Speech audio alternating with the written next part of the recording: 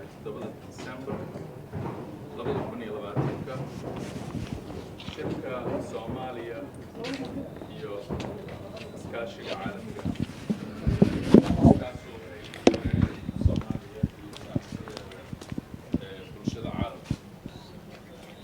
shirkan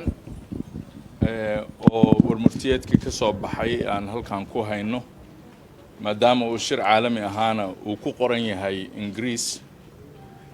waxaan jeclaysanay inaan qodobada ugu waaweyn qaarkood halkan ku soo qaadano kadibna ka codsano qabanqaabiyaashii shirkan inay soo turjumaan oo Soomaali u bedelaan kadibna la soo geliyo internetka iyo baraha bulshada shirkan ay Soomaaliya iyo saaxiibadeeda bulshada caalamku galeen waxaa ka soo qayb galay ra'iisul wasaaraha oo shirka daadihinayay ra'iisul wasaare ku-xigeenka waxaa ka soo qayb galay madaxweynayaasha dowlad goboleedyada oo kaga soo qayb galay aaladda maqalka iyo muuqaalka ee fog waxaa ka soo qayb galay safiirada iyo wakiilada bulshada caalamka u fadhiya Soomaaliya waxaa ka soo qayb galay dhammaan intii ay khuseysay golaha wasiirada waxaa ka soo qayb galay bulshada rayidka ah waxaa ka soo qayb galay marti sharaf kale oo badan oo aan dhammaantood halkan aan ka wada xusi karin shirku wuxuu taabtay ama si fiican u aqoonsaday horumarka laga gaaray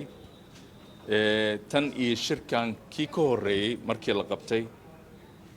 horumarka laga gaaray taabagelinta arrimaha amniga wixii ka qabsoomay arrimaha dhaqaalaha iyo wixii laga qabtay in cudurkan adduunka ku baahay la yiraahdo COVID-19 ama corona iyo wixii ay dowladda Soomaaliyeed ka qabatay bulshada caalamkuna ku caawisay shirku wuxuu taabtay oo ka hadlay arrimaha doorashooyinka iyo dimuqraadiyeynta halkaasoo lagu sheegay in Soomaaliya ay ka xun tahay in aysan gaarin goolkii ama yoolkii ahaa in ay qabsoonto doorasho qof iyo cod ah sanadkan 2020 iyo 2021 laakiin wuxuu shirku aqoonsaday shirkii wada tashiga heerka qaran uu gaaray heshiis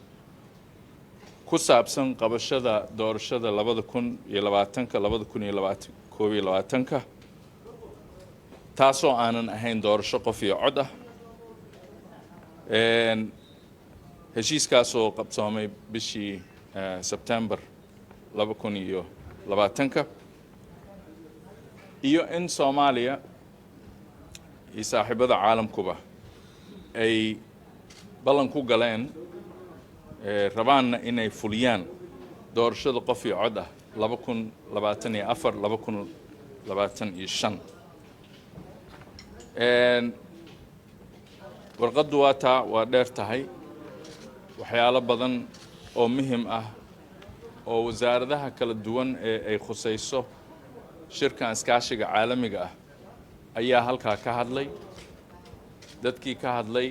iyo wasaaradihii ka hadlay ra'iisul wasaare ku-xigeenka iyo ra'iisul wasaaraha furay kasakow waxaa ka mid ahaa wasaaradda amniga wasaaradda gaashaandhigga wasaaradda maaliyadda wasaaradda qorsheynta wasaaradda caafimaadka wasaaradda haweenka iyo xuquuqul insaanka iyo wasaaradda oo kala badan sidoo kale waxaa shirka aad uga hadlay safiiro badan oo qaarkoodna Soomaaliya fadhiyaan qaarna kaga soo qayb galay aaladda maqalka iyo muuqaalka fog waxaa sidoo kale iyadoo waqtigan lagu jiro shirkan u soo safray wadamada qaarkood oo soo diray wufuud ay kaga soo qayb galeen oo halkan maanta Muqdisho u yimid waa mahadsantihiin sidaan idin sheegay waxaa la gelin doonaa kan isagoo turjuman website-ka bartaan aad oo mahadsantihiin thank you